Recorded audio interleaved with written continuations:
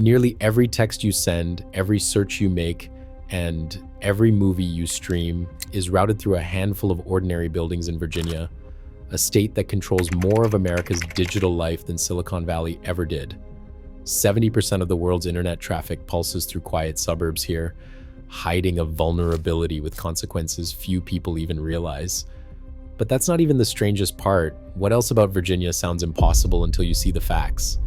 The answer starts at the crossroads of power, secrecy, and risk. In the early 1990s, a quiet stretch of Northern Virginia farmland caught the eye of AOL. Back then, the internet was a curiosity, not an industry. AOL's move to Dulles was not just about cheap land, it was about geography. The region sat within a short drive of Washington, D.C., New York, and the country's biggest telecom hubs. That meant faster connections, lower costs, and a direct line to the nation's political and financial power. Local officials eager to attract tech jobs offered tax breaks and streamlined permits. Fiber optic cables followed the highways, and suddenly this patch of Virginia soil was wired for the future. Tech pioneers like AOL built the first backbone, laying down a foundation that drew in early data firms. By the late 1990s, network engineers and programmers were moving in, and server farms started to replace cow pastures. What began as a bet on location and infrastructure turned into a self-reinforcing cycle.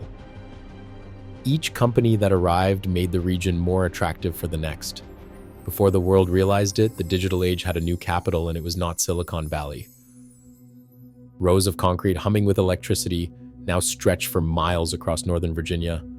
More than 250 data centers pack more than 25 million square feet into a 30-mile corridor. Some buildings sprawl larger than shopping malls, each loaded with racks of servers that never sleep.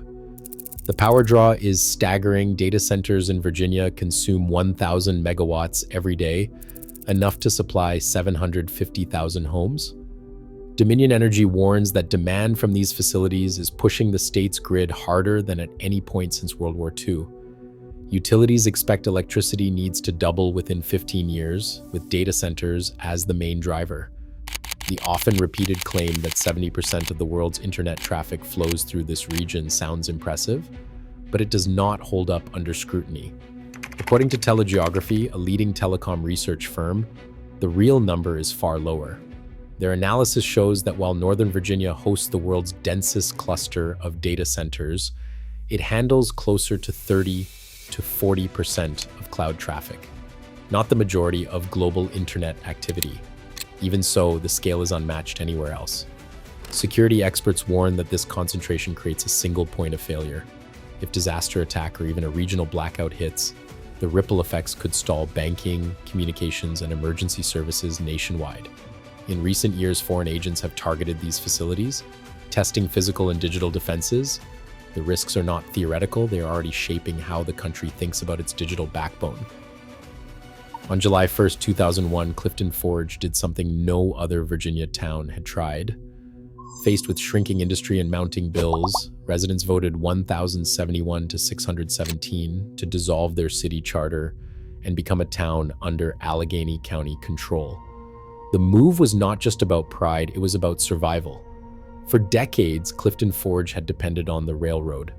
When that industry collapsed, so did the local tax base. The city could not keep up with the cost of schools, trash collection, or basic services. 6 months of tense negotiations produced a deal. The county would take over the schools, handle tax collection, and manage solid waste. Clifton Forge kept its police force and water system, but lost its mayor and its city council. Overnight, decisions about roads, zoning, and public spending shifted to county supervisors who lived miles away. For many, the change was jarring. Main Street shops kept their old signs, but the legal identity of the city vanished. No more local ordinances, no more city elections. Residents paid county taxes and had to travel farther for court or county meetings. Former Mayor Michael Cooper called it a lifeline. Without reversion, bankruptcy was inevitable. Others felt cut off from decisions that shaped their daily lives. Clifton Forge's gamble set a new precedent. When a town cannot pay its bills, it can vote itself out of existence. As rural economies struggle, more communities are quietly weighing the same choice. Virginia's legal code still contains a statute with roots stretching back to the 18th century. The law once required every able-bodied male between 16 and 55 to own a working firearm, ready for militia duty. The original law, written for frontier defense, never left the books. Today it sits as a relic, unenforced but technically valid. The modern reality is more complicated. 44% of Virginia households report owning at least one firearm, compared to a national average of 32%. But geography draws a sharp line. In the suburbs around Washington, just 28% of homes have guns. Drive west into coal country, and that number jumps to 67%. Advocates point to these statistics as proof of Virginia's unique balance. Philip Van Cleve, head of the Virginia Citizens Defense League, argues that widespread gun ownership keeps crime in check. He says, Virginia's approach works, rights are respected, and crime rates stay lower than the national average. On the other side, Lori Haas from the Coalition to Stop Gun Violence warns that leaving old militia laws untouched gives cover to a patchwork of loopholes. For her, modern life demands modern rules. The debate isn't just legal, it's cultural.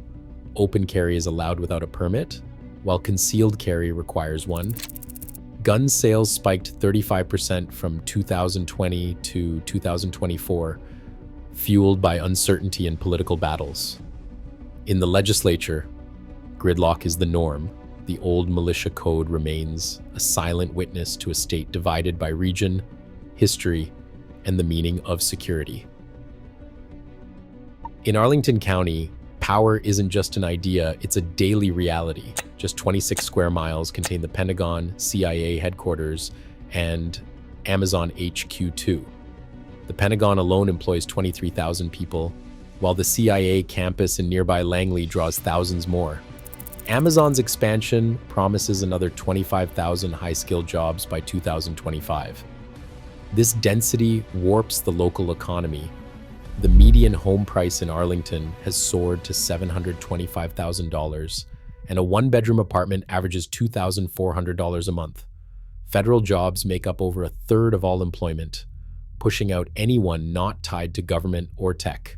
Helicopters thrum overhead, streets close for motorcades, children grow up next to the world's most surveilled buildings. For families here, national security isn't abstract, it shapes commutes, school choices, and even playground conversations. Arlington's neighborhoods are stitched together by the rhythms of classified work and high-stakes decisions. In this small patch of Virginia, secrecy and strategy are as common as traffic jams and coffee shops. Deep beneath the Blue Ridge, Mount Weather hums with quiet purpose. Built during the Cold War, this hidden facility stands ready to shelter the highest ranks of American government if disaster strikes Washington. Its reinforced tunnels can house around 2,000 people for up to a month, including the president, the cabinet, the Supreme Court, and key staff. FEMA still drills here, running scenarios where nuclear war or cyber attacks force an emergency evacuation. In 2022 alone, Congress approved $400 million to expand and modernize the complex. The secrecy is absolute. Armed guards, roadblocks, and shoot-on-sight orders keep the public out. Most Virginians drive past the wooded hills without a clue. But for decades, official plans have called for the nation's leaders to vanish here if the unthinkable happens. Mount Weather is only the most famous. 63 other bunkers, many still classified, dot the Virginia countryside. In a crisis, the government's survival hinges on these underground worlds buried in plain sight. Right now, Virginia's hidden infrastructure quietly shapes your daily life, economically, digitally, and politically. As our world grows more connected and more fragile, its influence only deepens. The real question, who's watching the gatekeepers when so much of America's future runs through one place? Share your take below.